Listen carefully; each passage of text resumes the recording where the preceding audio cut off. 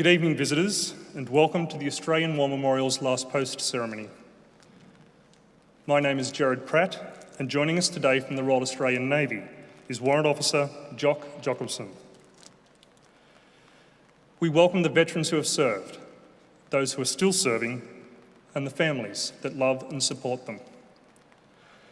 We acknowledge the members of RSL and Services Clubs Association, RSL Victoria, and RSL Queensland, who are watching the broadcast of this ceremony from across Australia. During this evening's ceremony, wreaths will be laid at the base of the pool of reflection by visitors to the memorial. If able, please stand and join in singing the national anthem.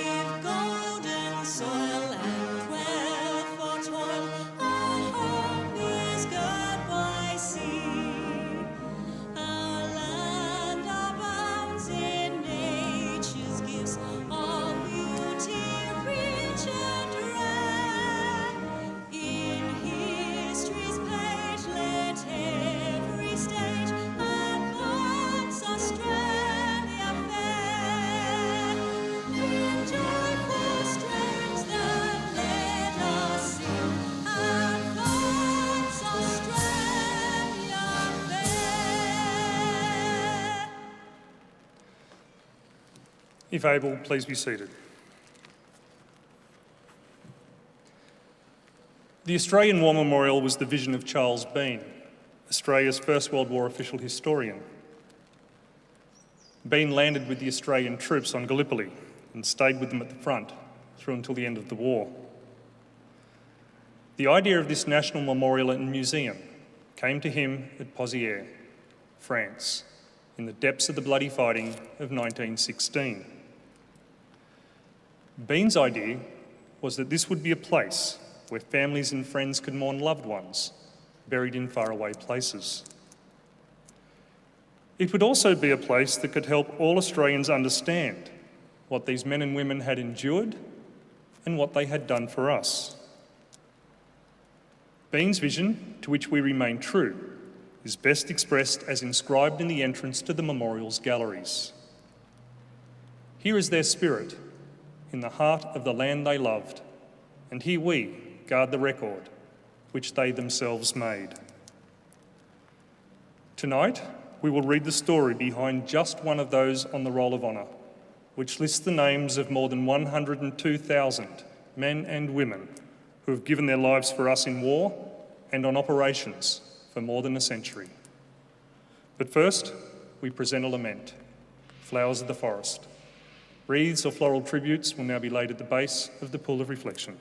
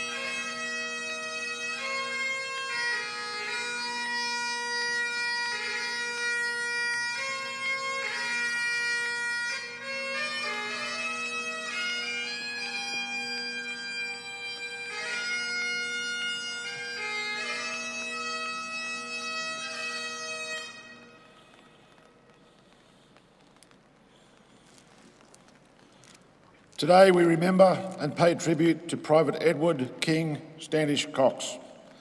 Edward Cox was born in Rolleston, a small town in central tablelands of New South Wales, the son of Alice and Edward Standish Cox. He grew up amid a large family, attended Mildura Public School and went on to work as a station hand. He also served for 3 years in colonial forces. On the 17th of August 1914 at Randwick, Edward and his younger brother Miles enlisted in the Australian Imperial Force. The two were posted to E Company of the 4th Battalion. The battalion had just been raised within a fortnight of the declaration of war and was soon to leave Australia for overseas service. Edward and Miles embarked at Sydney on the 20th of October 1914, travelling on the troop ship Euripides, bound for Egypt. After a brief stop in Albany, Western Australia, the battalion proceeded to Egypt, arriving in early December. The 4th Battalion would go on to take part in the landing at Anzac Cove on the 25th of April 1915, and then the attack on Lone Pine, before being evacuated at the end of the year. Edward and Miles Cox, however, would not live to see Gallipoli. While many Australian soldiers would die in combat through accidents or as prisoners of war, a considerable loss of life would occur due to disease and illness. Terrible conditions in the trenches of the Western Front would lead to influenza, typhoid, trench foot and trench fevers. Viruses would spread quickly aboard crowded troop ships in unfamiliar environments. A simple cut could quickly become infected and develop into pneumonia. The influenza pandemic of 1918 would take more lives than 4 years of fighting. Just as Edward and Miles Cox were among the earliest Australians to enlist, disease and illness would cause them to be among the first to fall. On the 13th of December 1914, Edward Cox died of pneumonia in Alexandria. He had been in Egypt for less than a fortnight. His brother Miles died of the same disease 3 days later. Perhaps motivated by her brother's deaths, Sister Mary Standish Cox enlisted in the Australian Medical Corps in September 1916, serving in England and France before returning to Australia in 1919. Today, Edward Cox remains lie buried in the Chatby Military and War Memorial Cemetery in Alexandria. His name is listed on the Roll of Honour on my right among 62,000 Australians who died while serving in the First World War.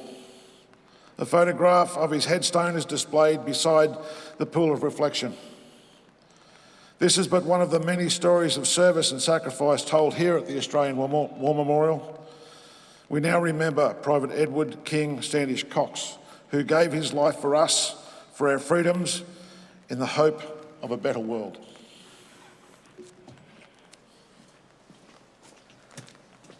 If able, please stand for the reading of the Ode and the sounding of the last post.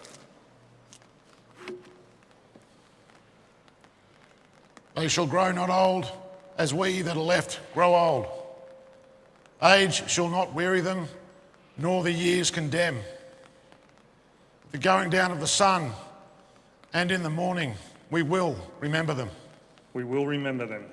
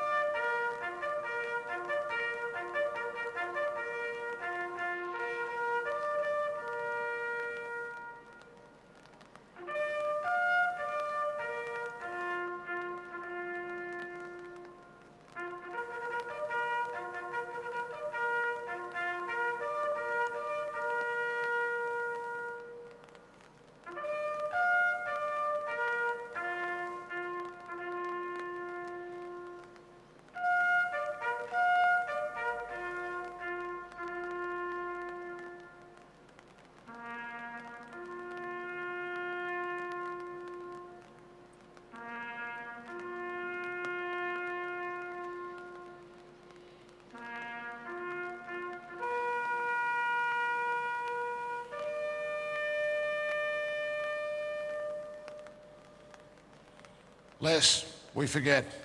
Lest we forget.